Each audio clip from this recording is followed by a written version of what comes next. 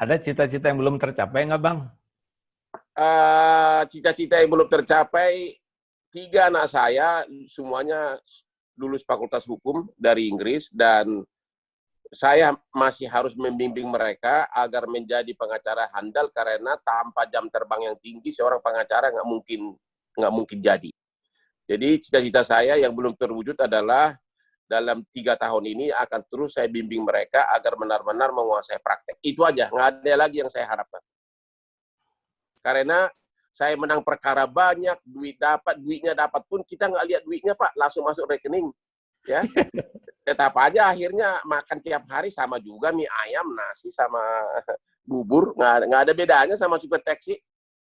Nah, Bang, ya, dalam pelajaran Islam itu yang namanya rezeki itu 3. Ya, Satu, yang dimakan jadi kotoran, itu udah dari rezeki kita. Udah ya, masuk kan? Udah diproses. Yang kedua, yang dipakai dan sampai usang, itu rezeki kita nih. Seperti itu, kaos. Itu pasti ya. mahal banget ya. Itu berapa ratus juta tuh kaos ini. Ini nggak mahal, cuma yang mahal itu merek Lamborghini-nya. Ini kaos Lamborghini kebetulan. Kaosnya mah itu 180.000 ya, itu mereknya Iya, yang mahal ya. benar.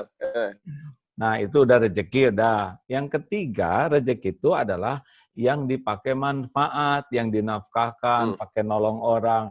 Itu rezeki kita. Lah, sekarang yang ada di bank mah belum. Rezeki kita, yang ada di bank tuh kan cuman ngaku-ngaku, lihat enggak, megang enggak, make enggak. Betul nggak sih, Bang? Benar, itu yang saya pikirkan. Saya berperang bisa tahunan, berperang di pengadilan, berdebat, dapat duitnya saya nggak pernah lihat masuk rekening langsung. Mungkin kalau kita tiba-tiba dia mati, duitnya pun nggak sempat pamit sama kita. Nah, sekarang saya mau nanya, itu kalau Bang Hotman misalkan meninggal lah, besok lusa, apa yang kira-kira dibawa tuh ke kubur? Ke alam Ya, selanjutnya ini?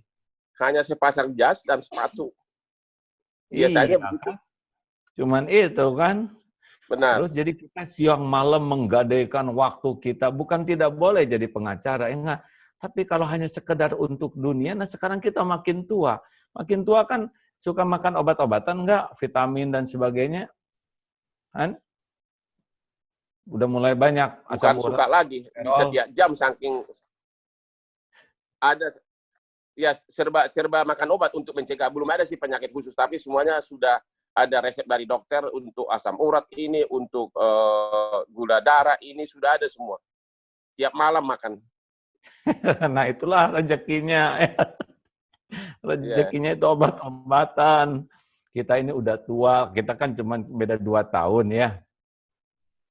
Haruslah udah lebih dari ya, separuh, ya, udah lebih dari 3/4 kan kita hidup ini. Tinggal ya. sekarang sisanya ini.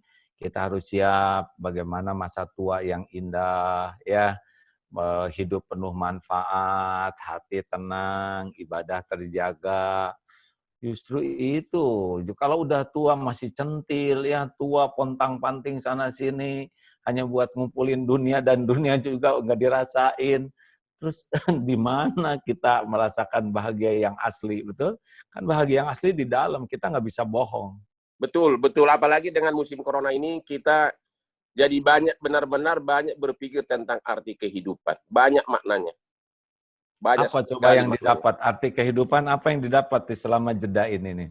Yang saya dapat itu tadi yang kita bicarakan dari tadi. Ternyata ada waktunya kita harus berpikir enough is enough. Enough is enough. Sudah waktunya berbuat lain selain hanya mengejar harta, membuat lawan kalah perkara, kepopularitan, dan sebagainya. Ada waktunya kita harus mencari hobi yang cocok dengan diri kita. Ya itu dia tadi. Sambil Iya. menunggu tinggal berapa tahun lagi gitu loh.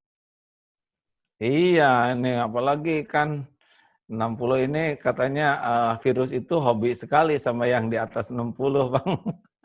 Iya benar. Iya. Iya, sebetulnya ingat mati itu bagus ya. Dengan ingat mati kita tidak menyia-nyiakan kesempatan berbuat baik. Betul tidak? Betul. Harus banyak diingat kematian karena nasihat terpenting itu mati. Kalau sudah mati sudah selesai kita kesempatan berbuat baik. kesempatan ibadah selesai, kesempatan berbuat baik selesai, tinggal perhitungan nanti di sana di akhirat ya. Nah, mumpung kita ada kesempatan nih Bang, harta dititipkan. Kemarin terkesan tuh ada seorang yang rumahnya dijual, mobilnya juga yang bagus-bagus dijual, dibelikan APD dan dibagikan.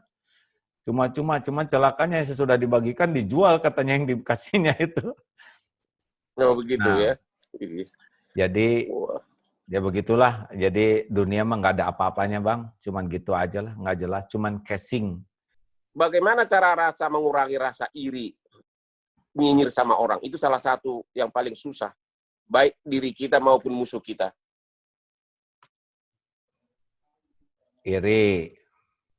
Bentar, nggak apa-apa Bang, tenang ya. Iri itu sudah pasti adalah di hati lintasan iri itu. Yang jangan itu iri memakan hidup kita.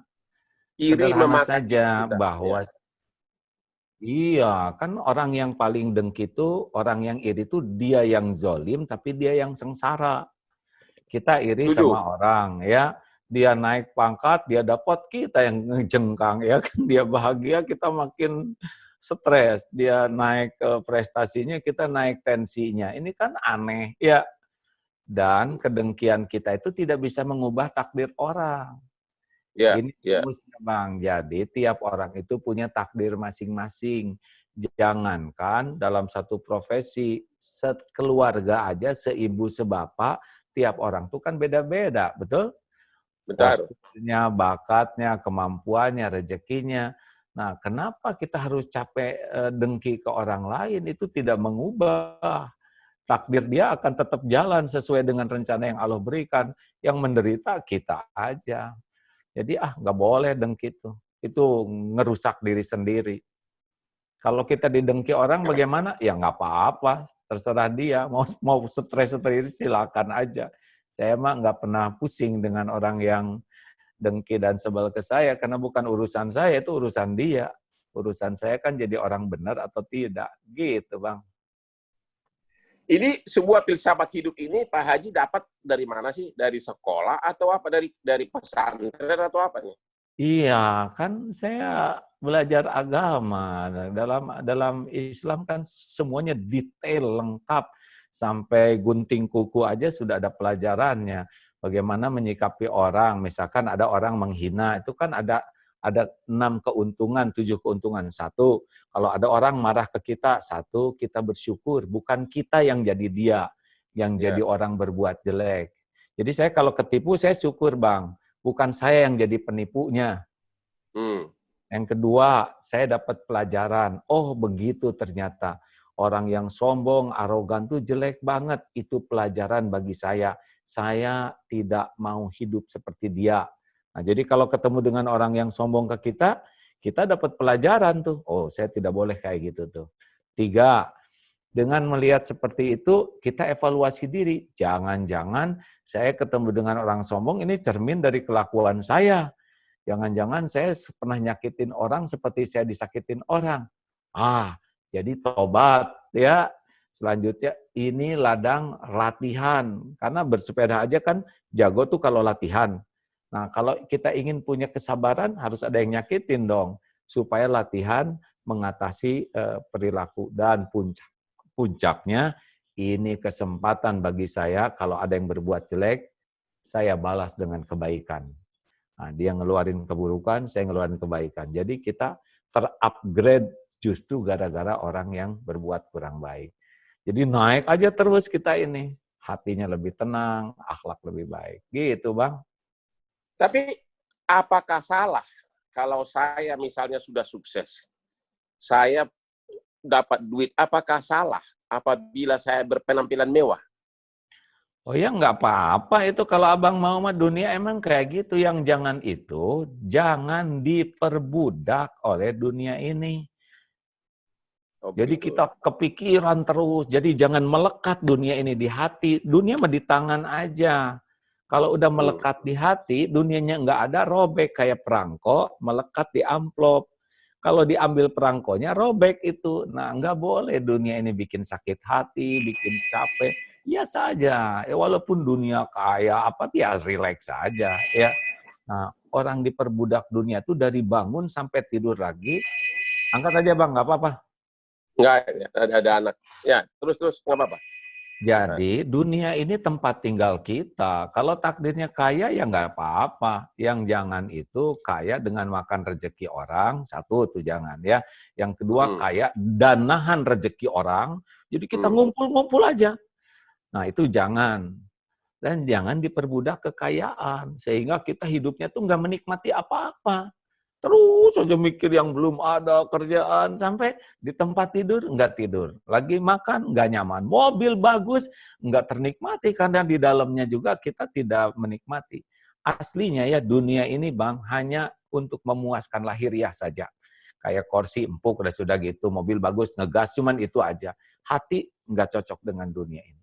Hati itu cocok kalau kita senang dengan kebenaran, dekat dengan pencipta kita. Jadi abang tanya siapa teman-teman, jujur apakah benar di lubuk hatinya tenang? Enggak bisa. Dan itu Tapi yang kan di alam persaingan seperti di ibu kota ini, kalau kita terlalu jujur, biasanya kalah. ya itu mah terserah lah. Kalau saya mah yakin orang jujur mah tetap sukses ya. Begitu. Setidaknya kita nggak ngebohongin diri sendiri, kita punya kepuasan, oh saya ada. Mau apa kita punya sesuatu tapi kita tidak punya kepuasan terhadap pribadi diri sendiri, benar? Kan Benar, enggak ya? benar. Sambil Ya. bercermin, misalkan ya, ini pejabat, sambil bercermin, sebetulnya saya itu penipu, saya pembohong. Orang menghormat gini, tapi dirinya sendiri tahu dirinya nggak ada apa-apanya. Cuman sampah yang pakai kemasan bagus. Terus kita mati Jadi, apa? jadi intinya suara hati jangan dilawan, begitu. Lah, kan kita tuh bahagia tuh karena kita bisa ngikutin suara hati nurani kita, Bang. Kekayaan kita termahal tuh kan hati nurani, benar? Para penjahat Gitu itu ya. orang yang udah nggak punya hati, betul tidak? Orang baik-baik itu orang yang punya hati. Begitu ya. Itu Oke. Sekarang kekayaan yang mahal. Nih, kalau dalam Islam kan, boleh saya ceritain dikit ya Bang ya? ya. Bang tadi nanya belajar dari mana. Begini Bang, kalau dalam Islam Nabi, wahai Nabi, kenapa engkau diutus ke bumi? Nabi Muhammad kenapa diutus? Innama bu'itsu liutammima makarimal akhlak. Sesungguhnya saya diutus ke bumi untuk menyempurnakan kemuliaan akhlak. Jadi kalau ingin tahu orang Islam yang benar, gampang. Lihat akhlaknya. Ingin tahu yang ibadahnya bagus, lihat akhlaknya. Karena ciri pemahaman Islam yang benar, ibadah yang benar, pasti buahnya akhlak.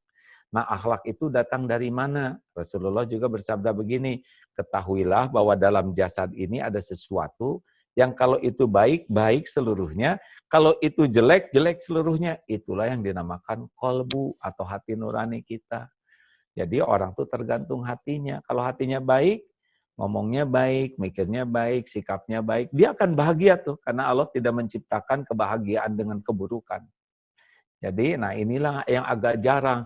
Kita sering membagus-baguskan casing, tapi kita suka lupa untuk membaca hati dan membagus-baguskan hati. Padahal kebahagiaan itu adanya di Di hati. hati. Sepakat, Setuju Bang? banget, setuju. Ya, itu Iya.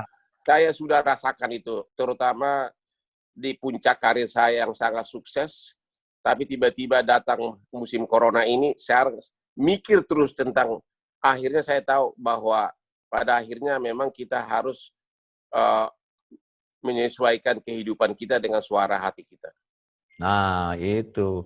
Jadi, orang yang paling sukses, kan hati itu dibagi 3, Bang. Ada Ya, namanya hati yang mati, kolbun mayit, tuh para penjahat-penjahat yang nggak pakai, udahlah, yang biadab-biadab, termasuk sekarang nih kelihatan nih penjahat yang suka ngambil hak untuk orang miskin. ya, Bansos atau apa, nah dia sunah itu udah orang udah bejat luar biasa. Mau ya, casingnya apa, mau gelar, mau pangkat, mau jabatan, itu orang yang biadab. Hak orang yang kelaparan dia ambil. ya, Kalau ada yang begitu, nah itu orang udah nggak punya hati.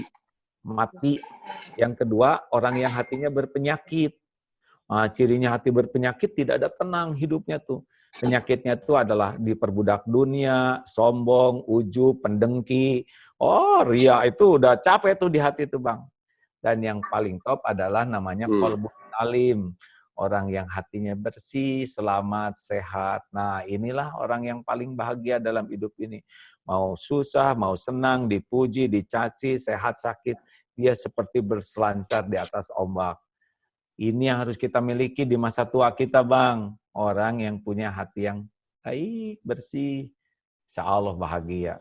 Gitu. Yoh, terima kasih, terima kasih. Ini saya makin yakin. Memang saya sudah mulai mengarah ke situ. Tapi dengan filsafat hidup yang baru saya dengar, ternyata arah saya sudah ke arah yang benar. Mudah-mudahan godaannya tidak terlalu kuat sehingga melenceng lagi. Ya, ada syaratnya, Bang.